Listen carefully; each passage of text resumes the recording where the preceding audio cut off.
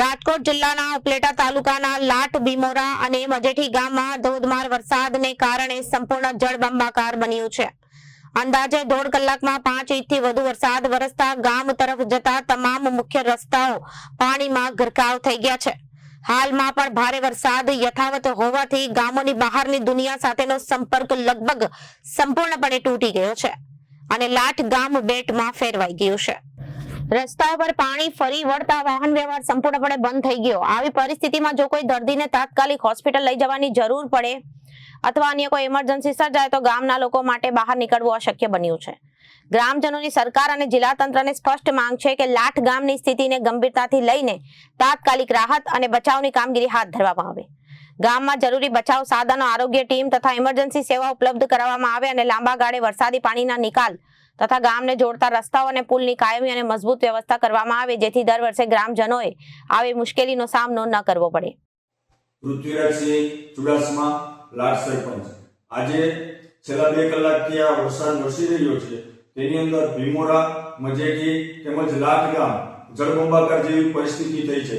2 કલાકમાં 7 ઇંચ જેટલો વરસાદ પડી ગયો છે અને આ વરસાદ પડવાથી ખેડૂતોમાં તો ખુશખુશાલ જોવા મળે છે, પણ એકંદરે તમામ ગ્રામજનો એટલે કે મજેઠી, લાટ અને ભીમોરા ગામના લોકો એક ખૂબ દુઃખ વેઠી રહ્યા છે, કારણ કે સમઢિયાળાથી ભીમોરા સુધીનો 0 થી 17 કિલોમીટરનો જે રોડ આવેલો છે તે રોડની અંદર બ્રિજના કામ ચાલુ હોવાથી ત્યાં બધા ડાયવર્ઝનો કરવામાં આવ્યા હતા।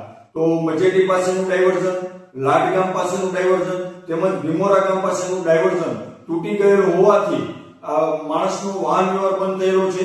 એસટી બસો આવતી બંધ થઈ છે, જેથી વિદ્યાર્થીઓ પરેશાન છે। એસટી બસો ત્યાં અત્યારે હાલમાં પણ જ્યાં ડાયવર્ઝન છે ત્યાં પૂછી ગયેલ છે, એટલે સતત આવા બધા બનાવો બનતા રહે છે અને આ બનાવોની વચ્ચે ગામ લોકો પણ ખૂબ ચિંતિત છે કે પ્રાથમિક અહીંયા અત્યારે કોઈ જરૂરિયાત પડે, કોઈને ઇમરજન્સી, તો એક ગામથી બીજા ગામ નથી જઈ શકે તેમ, તેમજ એક ગામથી તાલુકામાં પણ પહોંચી શકે તેમ નથી। એટલે કોઈ પણ ઇમરજન્સી સેવા ઊભી થાય તો અત્યારે અમારા ગ્રામજનોની ખૂબ જ તકલીફ છે। એટલે મારે સરકારશ્રીને એટલું કહેવાનું છે કે એક તો ઇમરજન્સી સેવાઓ માટે અહીંયા ઊભી કરવામાં આવે, તેમજ પ્રાથમિક જે આરોગ્યને લગતી કોઈ પણ હોય સુવિધા તો આરોગ્ય માટે ટીમને અહીંયા તૈનાત કરવામાં આવે અને જ્યારે આવી પરિસ્થિતિ સર્જાય ત્યારે ખેત મજૂરોની પણ વાડીમાં પરિસ્થિતિ ખરાબ હોય છે, એનડીઆરએફ ટીમને અહીંયા સ્ટેન્ડ બાય કરવામાં આવે એવી મારી માંગણી છે।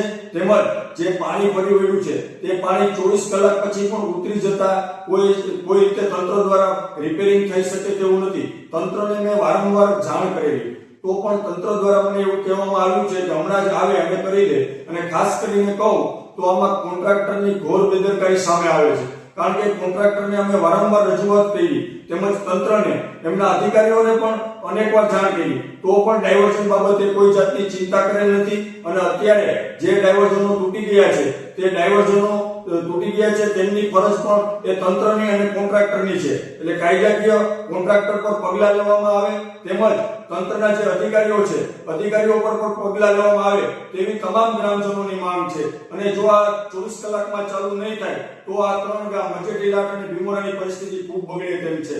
બસ એ વસ્તુ વંદે માતરમ, ભારત માતા કી જય। Bureau report, Janadesh news.